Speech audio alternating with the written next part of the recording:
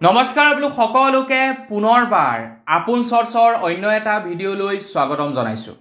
অসমত থকা সকলৰ দৰকাৰ হ'লে এনআৰচিত নাম নাথাকক, কিন্তু 2014 চনত অসমত বাস কৰা সকলে এনআৰচিৰ বাবে আবেদন কৰা হ'ব লাগিব, নহ'লে কিন্তু তেওঁলোকৰ নাম ভোটাৰ তালিকাৰ পৰা কৰ্তন কৰা হ'ব।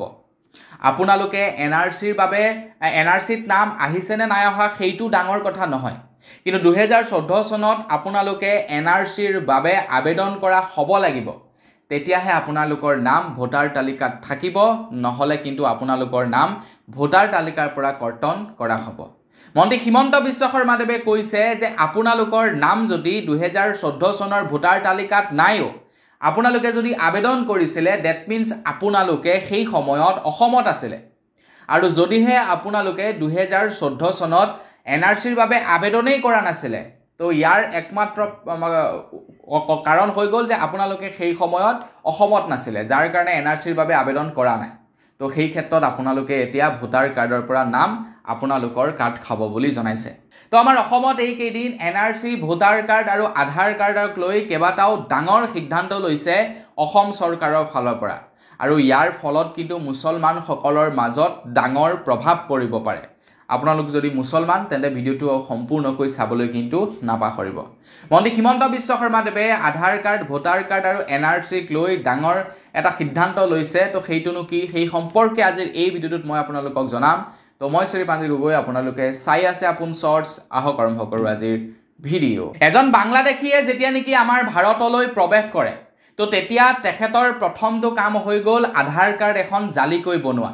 দ্বিতীয়টো কাম হৈ গ'ল এখন ভোটাৰ কাৰ্ড বনোৱা, ভোটাৰ তালিকাত নিজৰ নামটো সন্নিৱিষ্ট কৰা।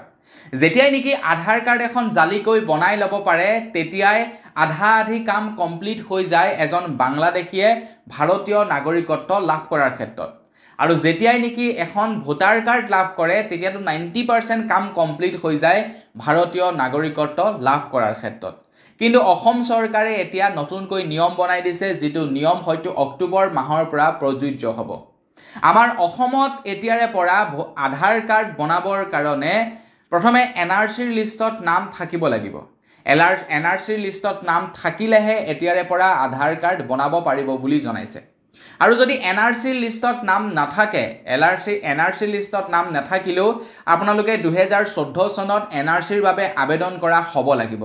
আবেদনৰ নাম্বাৰ লাগিব, আবেদন নাম্বাৰ লৈ আপোনালোকে আধাৰ কাৰ্ড আবেদন কৰিব লাগিব। যদি আপোনালোকৰ ওচৰত এনআৰচিটো নাম নাই, আপোনালোকে যদি এনআৰচিৰ বাবে আবেদনো কৰা নাই, তেতিয়া আপোনালোক এজন বাংলাদেশী ৰূপে গণ্য হ'ব আৰু আপোনালোকক আধাৰ কাৰ্ড কেতিয়াও নিদিয়ে।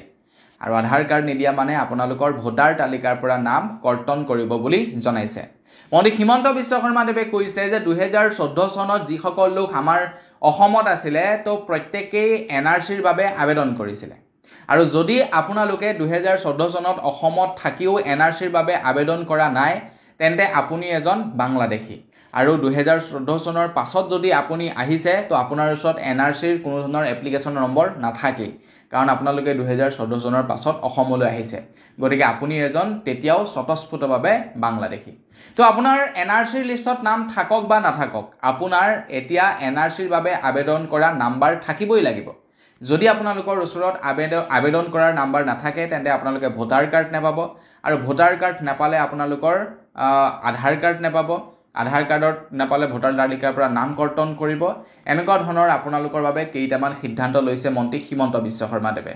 আৰু তেখেতে মোৰ বোধ হয় এইটো বেয়াও কৰা নাই, হয়নে নহয়? তো আপোনালোক যদি 2014 চনত আছে অসমত, তেন্তে আপোনালোকে এনআৰচিৰ কাৰণে নিশ্চয় আবেদন কৰিছে। আৰু যদিহে আপোনালোকৰ ওচৰত এনআৰচিৰ প্ৰমাণ পত্ৰ নাই, তো নিশ্চয় আপোনালোকে 2014 চনৰ পাছত আহিছে, নহ'লে 2014 চনত আপোনালোকে এনআৰচিৰ বাবে আবেদন নকৰিলে, হয়তো আপুনি এজন বাংলাদেশী। তো সেইবাবে আপোনালোকে ভয়তে চাগে এনআৰচিৰ কাৰণে আবেদন নকৰিলে।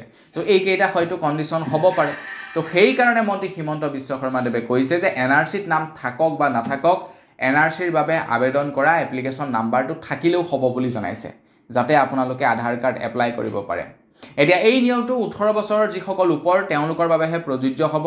18ৰ তলৰ যিসকল তেওঁলোকৰ বাবে এই নিয়মটো প্ৰযোজ্য নহয়। তো 18ৰ তলৰ যিসকল থাকিব, তেওঁলোকৰ মাক দেউতাকৰ এনআৰচিত নাম থাকিব লাগিব, বা এনআৰচিৰ বাবে আবেদনৰ এপ্লিকেশ্যন নাম্বাৰটো থাকিব লাগিব। তো 18 বছৰ যিসকল ওপৰ হ'ব, তেওঁলোকৰটো নিজৰ আপোনাৰ সকলোবিলাক ডিটেইলছ থাকিব লাগিব, নহ'লে কিন্তু তেওঁলোকে ভাৰতীয় নাগৰিক ৰূপে স্বীকৃতি নাপাব। এইটো এটা বৃহৎ ঘোষণা কৰিছে আৰু মই ভাবোঁ মুছলমানসকলে অকণমান শংকিত হ'ব পাৰে, কাৰণ মুছলমানসকলৰ মাজত এনেকুৱা কিছুমান মানুহ আছে যিবিলাকে ভাল মুছলমানবিলাককো মানে একদম বিৰাট গৰম কৰি তোলে যে এইটো কিয় হ'ব, এইটো চৰকাৰে কিয় কৰিব। সেইটো কথা নহয়, কেৱল আপোনালোকক মানে টাৰ্গেট কৰিয়ে যে নিয়মটো বনাইছে তেনেকুৱা নহয়, সকলো বাংলাদেশীকে টাৰ্গেট কৰি নিয়মটো বনাই দিছে। এতিয়া বাংলাদেশীৰ কোনো জাতি নাই, সেয়া অসমীয়াই হওক, সেয়া হিন্দুৱেই হওক বা সেয়া মুছলমানেই হওক, বাংলাদেশী আৰু বাংলাদেশীৰ কি জাত পাত আছে, হয়নে নহয়? গতিকে বাংলাদেশী যাতে কমাব পাৰে সেইকাৰণে এই নিয়মটো বনোৱা হৈছে। আপোনালোকে সেইটোক মোৰ মতে একচেপ্ট কৰক, সেইটোক বিপথে লৈ মোৰ মতে নাযাব। তো বন্ধু বান্ধৱীসকল, বছ আজিৰ ভিডিঅ'ত জনাবলগীয়া খবৰ ইমানেই আছিলে। খবৰটো জানি আপোনালোকৰ কেনে লাগিলে কমেণ্ট ছেকশ্যনত জনাব। যদি ভাল লাগিলে লাইক এটা কৰিব, চেনেলটো ছাবস্ক্ৰাইব কৰা নাই ছাবস্ক্ৰাইবটো কৰি ল'ব। পুনৰ টাইমটো লগ পোৱাৰ সাজলৈ বিদায় মাগিছোঁ। ধন্যবাদ। জয় অসম।